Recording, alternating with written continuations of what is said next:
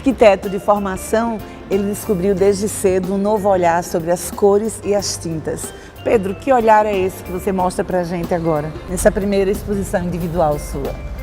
Bom, esse olhar é um olhar que eu convido o espectador a criar o seu olhar, a explorar o seu olhar.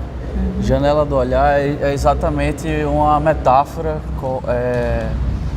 que faz com que cada um veja um novo mundo, crie uma nova percepção, aguce sua percepção, seus sentidos, através dessa janela, que nada mais é do que a nossa imaginação.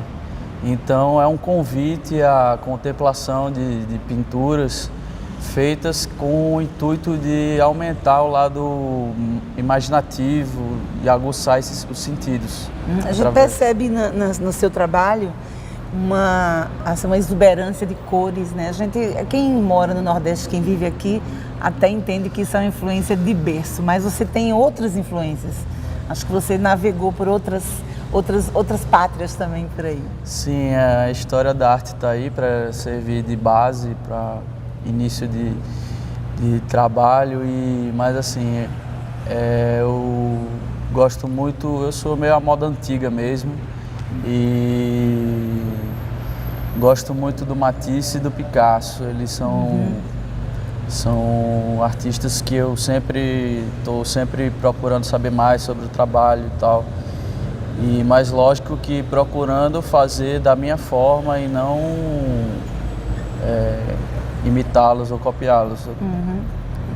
Busco... São suas referências, né? São também. Referências e busco influências que não são formais, no que diz respeito ao resultado formal estético, mas influências talvez assim de exploração mais ideológica, assim, de exploração do contexto, da figura, da pintura, do espaço pictórico.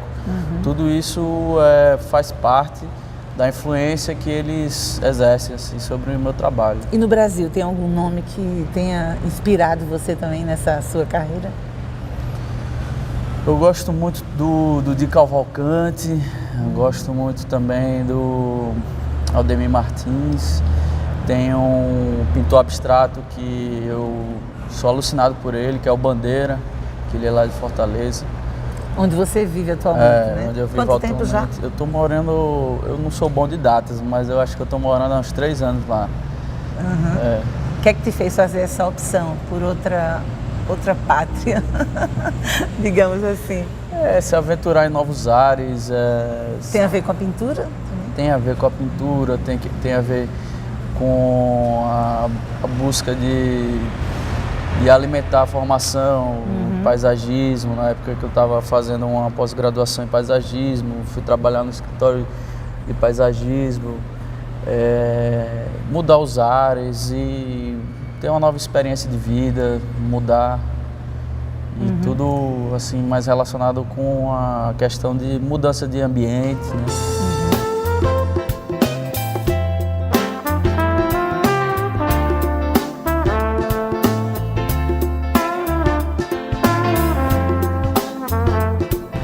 A gente observa aqui na tua obra, Pedro, além das cores que eu já mencionei, a presença feminina é uma constante, né? Então mistura a mulher com essas cores vivas, até inclusive uns ingredientes afro também a gente percebe. De onde vem isso? Isso vem pela minha admiração pela figura feminina também, que significa fertilidade, vida, maternidade, chuva, terra. Chuva? Chuva floresce, né? Primavera, né? E também significa sensibilidade na percepção das coisas, mas também é um pretexto para que eu use a exploração de formas e cores. Então, com a mulher é mais fácil fazer isso? Com a mulher e também por achar a forma feminina um ótimo pretexto para se fazer essas experiências.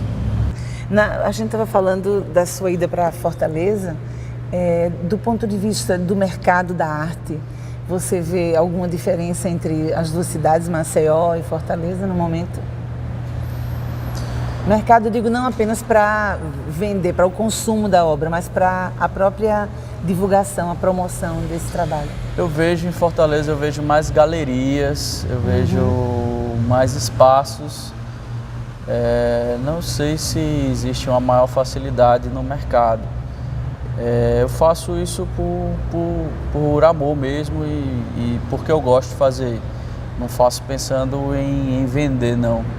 Até porque eu pretendo, eu tenho a minha profissão de arquiteto e isso daqui é um escapismo da minha realidade para eu poder exercitar o meu lado criativo, exercitar a minha imaginação. Um pouco da poesia no cotidiano. Eu né? acho que o mundo está carente de poética, entendeu? As coisas estão muito racionais e muito funcionais demais, entendeu? Então acho que a poesia, a gente precisa da poesia nossa de cada dia. Não somente ouvir uma música, nem ler, mas também eu acho que às vezes é muito mais prazeroso cantar do que ouvir cantar, pintar do que ver uma pintura, dançar do que ver dançar. Então acho que a sua própria expressão, né? Acho que cada um deve procurar, independente de ser artista ou não. Eu acho que essa coisa de dom também é uma coisa que faz com que as pessoas não se desenvolvam. Eu acredito que todo mundo tem capacidade de desenhar, depende se a pessoa exercitar isso ou não. E eu estou fazendo assim, ao meu ver, a minha parte de desenvolver ou buscar me expressar de uma forma mais livre e de uma forma que eu acredito. Pedro, a gente sabe que a arquitetura é uma profissão muito próxima da arte, da linguagem artística.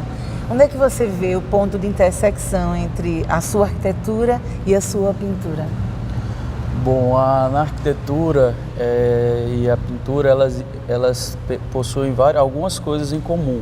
Por exemplo, o desenho ele está sempre presente na arquitetura. É um desenho técnico, mas é um desenho de exploração até chegar num desenho final. A questão da arquitetura dialética pode ser também definida como a dialética entre os cheios e vazios, os contrastes. A pintura também pode ser feita dos contrastes com as cores. A arquitetura pode ser feita também de texturas de materiais. A pintura também pode ser feita isso. Formas, a arquitetura é feita de formas, a pintura também é feita de formas, assim como a escultura. Cores e emoção, né? E emoção. Essa daí é condição sine qua non, né? E isso que foi bom você tocar na questão da emoção, porque a gente vê, por exemplo, profissões como engenharia, medicina, qualquer profissão que seja, elas têm se tornado cada vez mais técnicas e menos humanizadas. E existe uma corrida, né, na direção contrária, a busca de humanizar as profissões. Você acha que o fato de você ser um artista, ter uma sensibilidade especial, isso dá uma conotação diferente ao arquiteto? Sim, totalmente. A pintura, ela faz com que eu volte mais tranquilo para o exercício da arquitetura. Tranquilo no sentido de que todas as diretrizes e todas as exigências que a arquitetura nos obriga, não vai ter o menor problema, porque eu já tive a minha respiração na pintura, já tive a minha liberdade. Então é uma faca de dois gumes, né? Você tem um lado, uma coisa pode alimentar a outra, porque não deixa de ser um exercício, não deixa de ser um aprimoramento do desenho. A arquitetura bebe muito da linguagem do desenho, da exploração formal, dos usos. E essa coisa da arquitetura, como qualquer profissão, ter como fim último o ser humano, né? O homem que recebe os benefícios da profissão desse exercício. Então é isso que eu me referia principalmente, o fato de você se tornar um profissional com um olhar mais voltado para as necessidades principalmente humanas, né? Não apenas dos espaços nus, vazios, né?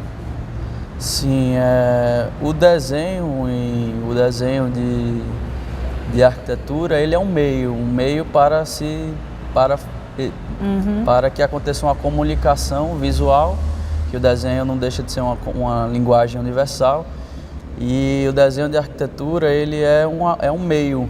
Já o desenho ou a pintura artístico livre, ele já é um fim em si mesmo, ele não serve a outro fim que é ele mesmo, que é ele por ele. Não existe existe uma comunicação, mas é uma comunicação subjetiva, que parte da observação de cada um. Bom, nós vamos para um rápido intervalo e voltamos daqui a pouco. Fique aí.